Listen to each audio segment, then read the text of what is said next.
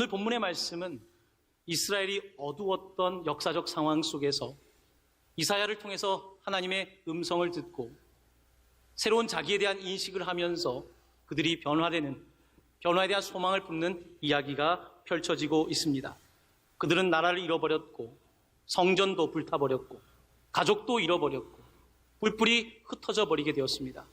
그들은 디아스포라로 흩어진 새로운 땅에서 하나님의 약속의 말씀을 듣고 있습니다. 오늘 우리도 그리스도인으로 세례받았고 그리스도인으로 살아가고 있지만 우리 앞에 있는 어려움과 역경 속에서 이사야를 통해 주신 말씀처럼 하나님의 음성을 듣고 자기에 대한 끊임없는 인식의 변화를 통해서 하나님의 음성을 따라서 살아가는 끊임없는 그리스도인의 삶을 살아갈 수 있는 것입니다. 요즘 무언가 보이지 않는 시대를 살아가고 있습니다. 앞이 막막하고 답답한 현실 속에서 선지자처럼 먼저 알 수 있다면, 선견자라고 하는 이름처럼 먼저 볼 수 있다면 얼마나 좋겠습니까? 오늘 하나님의 말씀은 우리에게 선지자적인 말씀으로, 선견자적인 말씀으로 우리의 미래에 관하여 말씀하고 있으며 우리에게 소망 품을 것을 당부하고 있습니다. 아무것도 보이지 않을 때에 천막 안에 있으면 안 됩니다.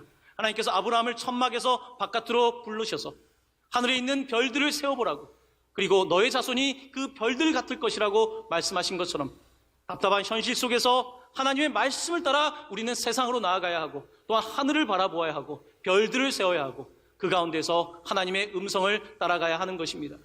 오늘은 그 이사야의 그 선포의 말씀을 가지고 여러분들과 은혜를 나누려고 합니다. 오늘 이사야의 이 선포는 섬들아 들으라 라고 하는 문구로 시작됩니다. 섬들아 내게 들으라. 저는 이 구절의 말씀을 읽으면서 그저 섬이라고 하는 단어가 와닿았습니다. 여러분은 섬이라고 하는 단어를 들을 때에 어떤 섬이 떠오르십니까? 제주도, 울릉도, 독도, 인천 앞바다에 있는 작은 섬들, 혹은 해외에 나가서 경험했던 섬들, 여러분 각자 느껴지는 섬들이 있을 것입니다.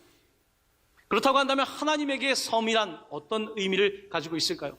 오늘 이사야는 섬들이라고 부르고 있는데 왜 섬들에게 들으라고 말하고 있는 것일까요?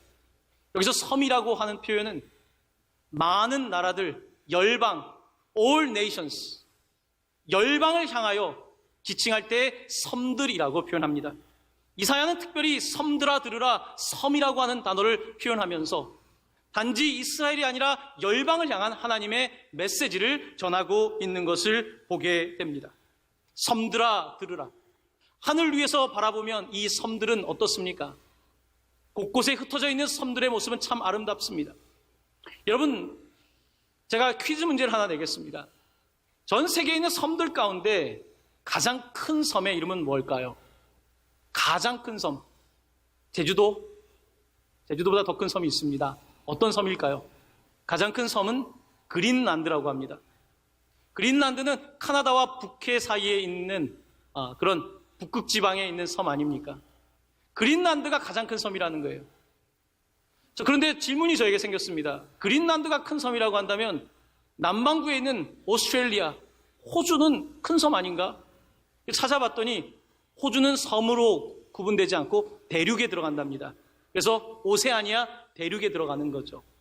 가장 큰 섬은 그린란드이고 그린란드보다 작은 사면이 바다에 둘러싸여 있는 육지를 이끌어서 섬이라고 한답니다. 이 섬, 크고 작은 섬들, 하나님 보시기에 하늘에서 바라볼 때 이 섬들, 열방들을 향해서 오늘 하나님께서는 말씀하고 계신 것입니다. 섬들아 들으라. 무슨 이야기를 들으라는 걸까요? 하나님의 백성 이스라엘의 이야기를 들어보라는 것입니다. 이스라엘 택한 하나님의 이야기를 들어보라는 것입니다.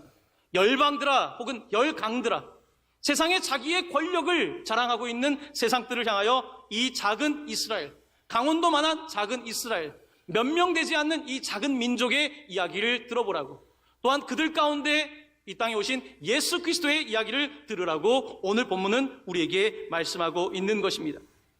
오늘 이 본문의 배경은 그렇습니다. 이스라엘 백성들이 그들의 자존감이 바닥을 찍을 때에, 그들의 민족이 정말로 이제 뿔뿔이 흩어지게 되고 어려움을 당하고 있을 때에 하나님께서 주시는 말씀입니다. 하나님은 말씀하십니다. 나는 너가 어머니 모태에 있기 전부터 너를 기억했고 너의 이름을 알았다고 말씀하십니다. 내가 너의 어린 시절을 알고 모든 역사 가운데 함께 했고 너를 세상의 많은 무기를 가지고 있는 열강들 속에서 날카로운 칼로, 말씀의 칼로 너희를 세웠고 세상에 많은 무기를 가지고 있는 세상이 있지만 너희는 그런 화살이 아니라 잘 다듬은, 하나님께서 잘 다듬은 화살로 숨겨두어서 언젠가 너희를 꺼내어서 결정적인 순간에 시위를 담기는 그와 같은 민족으로 삼았다. 이렇게 말씀하고 있는 것입니다. 당시 이스라엘은 민족의 존폐 자체가 위기에 처해 있던 상황이었습니다. 하나님의 말씀이 이스라엘에게 그대로 들리기는 어렵습니다. 그때 이사야는 이렇게 하나님께 대답합니다. 4절 전반부 말씀입니다. 그러나 나는 말하기를 내가 헛되이 수고하였으며 무익하게 공연히 내 힘을 다하였다. 이스라엘은 하나님께 아뢰는 것입니다. 하나님, 내 노력이 헛된 거 아닙니까? 우리가 출애굽을 하고 이제 이스라엘이라는 민족이 되었고 이렇게 왕정시대를 지나서 살아왔는데 지금의 상황을 보니까 이 모든 것들이 헛수고고 무익하게 공연히 힘 뺀 거 아닙니까? 라고 반문하고 있습니다. 우리도 신앙생활을 하다가 하나님께 이런 말씀을 드릴 때가 있습니다. 하나님, 제가 교회 20년 다녔는데 이거 다 부질없습니다. 이거 하나 감당하지 못하는 내 모습을 볼 때에 무기력하고 지금 내 삶의 상황을 볼 때에 공연히 힘을 뺐다는 생각이 듭니다. 내가 왜 예수 믿고 내 삶에 무엇이 달라졌습니까? 이렇게 반문할 때가 있지 않습니까? 오늘 이스라엘은 이렇게 하나님 앞에 하나님이 너를 택했다고 하지만 하나님 다 쓸데없는 일입니다. 다 헛수고입니다. 나는 그런 존재가 되지 못합니다. 내 삶은 너무나 무기력합니다. 이렇게 대답합니다. 자, 그런데 오늘 본문 가운데 4절 후반부에 이런 허무주의에 빠져 있는 이스라엘 가운데 한 가지 놀라운 신앙 고백 하나가 등장하고 있습니다. 4절 후반전은 이렇습니다. 참으로 나에 대한 판단이 여호와께 있고 나의 보응이 나의 하나님께 있느니라. 아멘.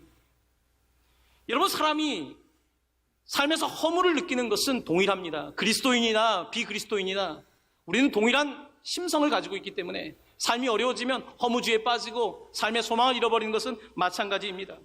자, 그런데 한 가지 차이점이 있다면 마지막의 차이입니다. 소망을 잃어버렸고 헛수고다고 말하고 있지만 이스라엘은 이 말을 빠뜨리지 않습니다. 참으로, 이 단어는 확신하건대 지금 내가 헛수고라고 말하지만 그래도 한 가지 믿는 것은 하나님이 마지막 판단은 하시는 최후 판결관이십니다. 이런 겁니다. 하나님, 내가 다 많이 했었지만 다 헛수고 같습니다. 그저 무기력하고 그렇습니다. 하지만 한 가지 아는 것은 하나님이 판단하시겠지요. 오늘 이스라엘은 이렇게 말하고 있는 거예요. 하나님 다 아시지 않습니까?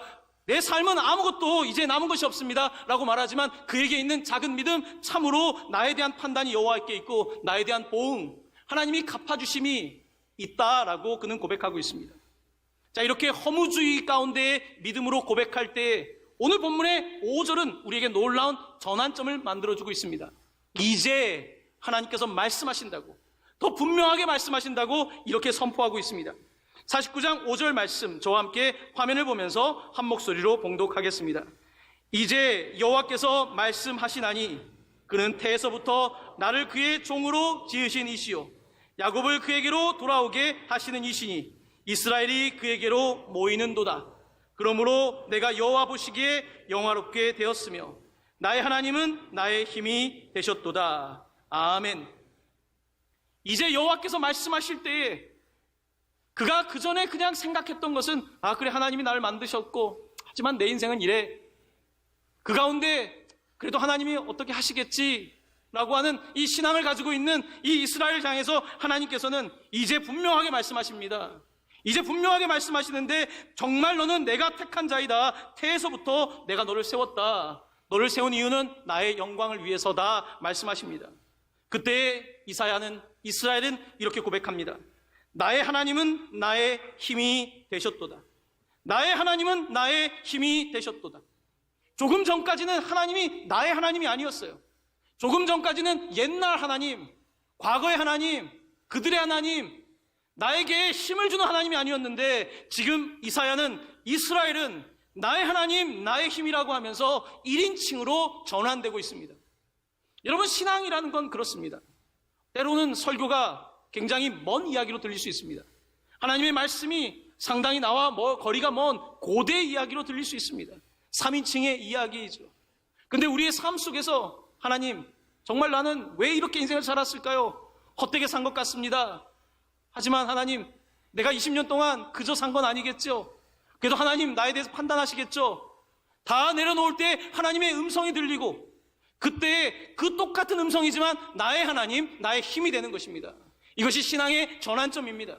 사랑하는 성도 여러분, 하나님의 음성을 나의 하나님의 음성으로, 나의 힘이 되시는 그 음성으로 듣게 되길 바랍니다.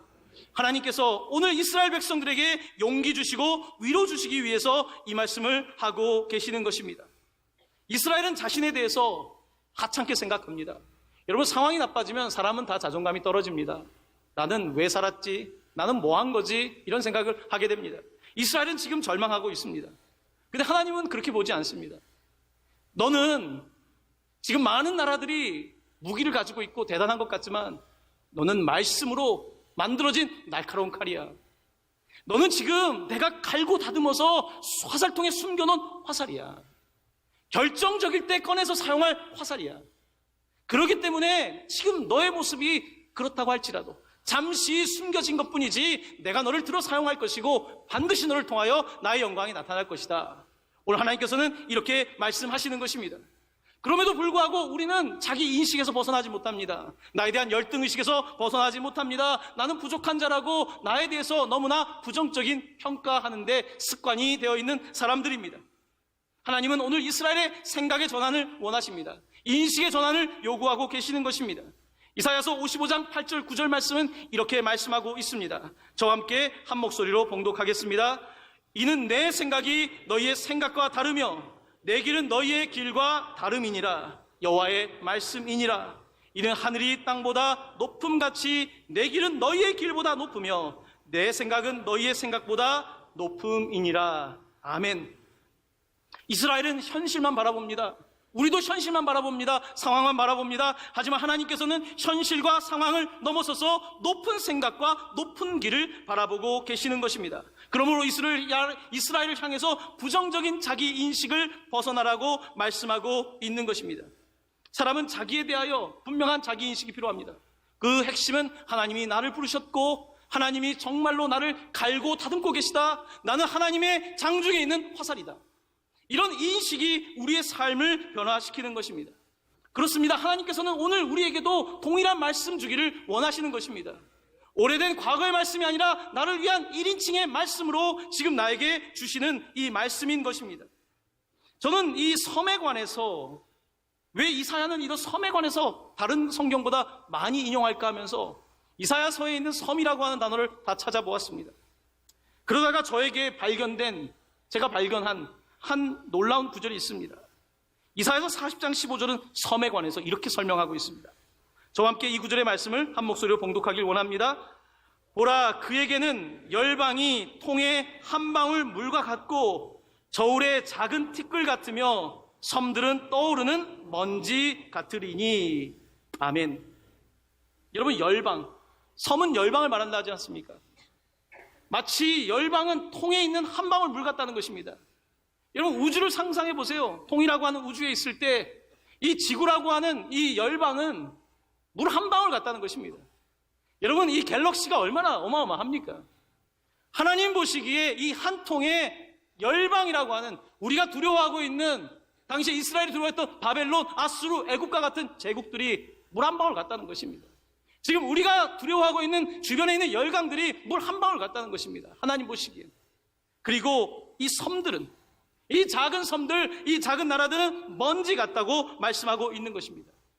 여러분, 하나님의 관점은 우리의 관점과 다릅니다. 하나님의 생각은 우리의 생각과 다릅니다. 하나님의 길은 우리의 길과 다릅니다. 하지만 우리는 사실 눈에 보이는 것밖에 보지 못하지 않습니까? 상황만 바라보지 않습니까? 우리의 생각은 글로벌하기도 어렵습니다. 우주적인 건 둘째치고 글로벌한 사고조차 하기가 어렵습니다.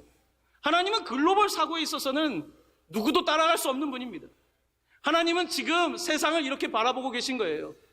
지금 이스라엘은 지금 바벨론을 보면서 두려워하고 있고, 열강을 바라보면서, 저 큰 대륙을 바라보면서, 저 큰 땅덩어리를 가지고 있는 열강들을 바라보면서 두려워하고 있는데, 오늘 하나님께서는 이스라엘에게 아니다, 섬들아 들으라, 이스라엘의 이야기, 이 작은 자들의 이야기를 통해서 너희들에게 들려줄 이야기, 바로 하나님께서 그들을 선택하셨고 그들을 통하여 영광 받으시는 그가 만유의 주시다, 만왕의 왕이시다 라는 말씀을 우리에게 주고 계시는 것입니다. 우리의 시선이 조금 더 글로벌해질 필요가 있습니다. 요즘 말하는 글로벌이 아니라 하나님의 시각에서 글로벌해질 필요가 있다는 것입니다. 저는 최근 오대원 선교사라고 하는, 영어 이름으로는 데이빗 로스입니다. 1961년 남장로교회 선교사로 한국에 오셨던 그가 쓴 책 두려움의 집에서 사랑의 집으로라고 하는 한 그의 선교적인 산문을 읽게 되었습니다. 그는 한국의 예수전도단을 설립했고 지금은 아마 80이 넘어서 계속해서 대한민국의 통일을 위해서 기도하고 준비하는 귀한 선교사입니다. 그는 특별히 한국의 통일에 관한 관심을 많이 가지고 있습니다. 그는 경계를 넘어서라고 하는 챕터에서 우리에게 경계를 넘어서 사고할 것을 요구하고 있습니다. 비행기를 타고 저쪽 연변에서 백두산, 제주도까지 바라본다면 이 한반도 땅은 갈라진 땅이 아니라는 것입니다. 우리에게는 국경이 보일지 모르겠지만 하나님에게는 그 국경이 존재하지 않는다고 이야기합니다. 하나님의 시선에서 한반도를 어떻게 보아야 되는지, 또 하나님의 시선에서 통일을 어떻게 만들어 가야 될지 외국의 선교사의 입장에서 우리에게 말하고 있는 것입니다. 저는 그의 책을 읽으면서 도전을 받았습니다. 내 사고방식이 너무 갇혀져 있구나, 분단된 나라의 사고를 하고 있구나, 내 사고가 너무나 지역적이구나, 하나님의 글로벌한 생각을 하지 못하는구나, 열방을 향한 생각을 하지 못하고 있다는 생각을 다시 한번 하게 되었습니다. 하나님께서는 도전하고 있는 것입니다. 이스라엘 향하여 도전하고 있는 것입니다. 그들은 너무 지역적인 거예요. 왜 이스라엘이 멸망했습니까? 그들의 작은 강원도만한 나라에서 기득권 때문에 권력을 서로 쟁취하기 위해서 정의를 잃어버린 세상이 되어버렸고, 그러면서 그들이 결국은 그 땅을 잃어버리지 않았습니까? 지역적이 되었던 그들을 향해서 하나님께서 말씀하고 있는 것입니다. 이스라엘, 너희의 존재 이유는 단지 이스라엘이 아니라 열방, 글로벌한 세상 속에서 너를 빛으로 부르셨다 말씀하고 계신 것입니다. 그래서 하나님께서는 이스라엘 백성을 다시 그들을 회복시켜 주시고 본향으로, 본토로 귀향시켜 준다고 말씀하고 있습니다. 이사야서 49장 6절 전반부는 이렇게 말씀합니다. 내가 나의 종이 되어 야곱의 지파들을 일으키며 이스라엘 중에 보존된 자를 돌아오게 할 것은 매우 쉬운 일이라. 매우 쉬운 일이라. 이스라엘 백성은 하나님 어떻게 우리가 합니까? 우리는 헛되게 수고했습니다, 하나님 알아서 하십시오라고 말할 때 하나님께서는 이것은 내게 매우 쉬운 일이라. 하나님은 이스라엘의 회복에 관하여 매우 쉽다라고 말씀하고 있습니다. 이스라엘 회복은 하나님의 손 안에 있기 때문입니다. 저는 이들의 역사 가운데에 놀라운 하나님의 계획하심을 봅니다. 하나님께서는 이사야에게 말씀하셨습니다. 이사야 49장 6절에 내가 또 너를 이방의 빛으로 삼아 나의 구원을 베풀어서 땅끝까지 이르게 하리라. 하나님께서는 이스라엘을 이방의 빛으로 부르셨다고 말씀하셨습니다. 이스라엘을 통해서 그 작은 나라가 믿던 하나님 여호와를 지금 대한민국의 땅에서도 그를 예배하고 있지 않습니까? 이 위대한 역사가 이사야에서 말씀되었던 것처럼, 증언되었던 것처럼 현실이 되고 있는 것 아니겠습니까? 저는 오늘 말씀 속에서 우리 대한민국의 현실과 우리 부천동방교회의 현실을 바라보게 됩니다. 여러분, 우리에게 글로벌한 시선이 필요합니다. 우리나라 박근혜 정부가 시작하면서 창조경제를 한다고 할 때에 김종훈이라고 하는 미래경제부 장관을 선임할 때에 그의 시민권 문제 때문에 많은 논란이 있다가 그가 낙마하고 말았습니다. 저는 거기에 정치적인 배경은 잘 알지 못합니다. 하지만 제가 경험하는 것은 많은 사람들이 돌아올 수 있게 할 수 있는 구조를 만들지 않는 이상은, 여러분, 지금 인재들이 빠져나가서는 국가라고 하는 것을 새롭게 세워나가는 것은 쉬운 일이 아닙니다. 대한민국에 얼마나 많은 인재들이 세계에 흩어져 있습니까? 대한민국의 디아스포라는 유대인들 못지 않을 정도입니다. 전 세계에 흩어져 있습니다. 어제도 제가 어떤 사무실에 있으면서 전화를 받았습니다. 어떤 학생이 전화를 했습니다. 싱가포르에서 공부하다 왔는데 부천동강교회 영어 예배가 있는데 참석하고 싶다는 겁니다. 여러분, 그런 전화를 심심치 않게 받을 수 있는 게 지금 대한민국 현실입니다. 글로벌한 세계입니다. 그런데 우리는 어떻습니까? 그저 이 자리에 머물면서 하나님께서 우리를 지금 갈고 닦아서 화살로 사용하고 싶어 하시는데, 열방을 위한 화살로 사용하고 싶어 하는데, 겨우 이 자리에, 여기에 머무는 존재로 인식하며 살고 있지는 않습니까? 대한민국의 현실이 분단 현실로 끝나야 되겠습니까? 더 큰 미래를 향하여 나아가야 되지 않겠습니까? 하나님이 보시는 관점에서 글로벌한 관점을 가져야 되지 않겠습니까? 한국에 주신 얼마나 많은 기회들이 있습니까? 얼마나 똑똑합니까? 얼마나 감각이 좋습니까? 한류라고 하는 것이 전 세계에 퍼져 있지 않습니까? 이것이 우연한 일이라고 생각하십니까? 그렇게 전 세계 사람들의 마음을 움직인다는 것이 쉬운 일이라고 생각하십니까? 하나님은 하나님의 계획을 가지고 계시고 대한민국을 세우시며 이 땅에 선교사를 보내주셔서 복음을 전파하게 하신 이유가 분명히 있는 것 아니겠습니까? 하지만 우리 스스로 다 헛수고다, 다 무익하다, 쓸데없다라고 말하며 한탄하고 있지는 않습니까? 하나님은 오늘 우리에게 도전하고 있는 것입니다. 우리를 통해서 하나님께서는 더 큰 일을 하시겠다는 거예요. 상상하지 못한 일도 하시겠다고 말씀하고 계신 것입니다. 저는 부천동방교회라고 하는 이름을 참 사랑합니다. 하지만 작년에 제 마음속에 고민이 있었습니다. 부천동방교회, 부천이란 말이 부천, 물론 부자라고 하지만 부천, 글로벌 동방교회면 어떨까? 글로벌 동방교회, 교회 이름을 바꿔야 된다는 의미가 아닙니다. 오늘 이스라엘에게 말씀하고 있는 거예요. 이스라엘은 지금 글로벌 열방 이야기하면 지금 말도 안 되는 이야기거든요. 그런데 하나님께서는 이사야를 통해서 글로벌 열방을 말씀하고 계시는 것입니다. 오늘 부천동방교회도 하나님께서 말씀하고 있는 것입니다. 여러분이 갈고 닦은 화살 같고, 여러분의 자녀가 갈고 닦은 화살 같고, 흩어져 있는 이 땅의 백성들이 바로 갈고 닦은 화살 같아서 아시아에 있는 국가들과 전 세계에 있는 국가들에게 평화의 모범이 되고 새로운 역사를 이끄는 주체가 될 수 있다. 강대국들은 무기를 가지고 있지만 이 연약한 나라를 통하여 하나님이 일하시겠다 말씀하고 있지 않습니까? 오늘 이사야서를 먼 과거의 역사가 아니라 나의 역사, 우리의 역사로 받아들일 때에 이 이사야의 말씀이 우리에게 힘이 되고 능력이 되고 우리를 소생케 하지 않겠습니까? 사랑하는 성도 여러분, 오바마 대통령이 얼마 전에 마지막 퇴임 연설을 했습니다.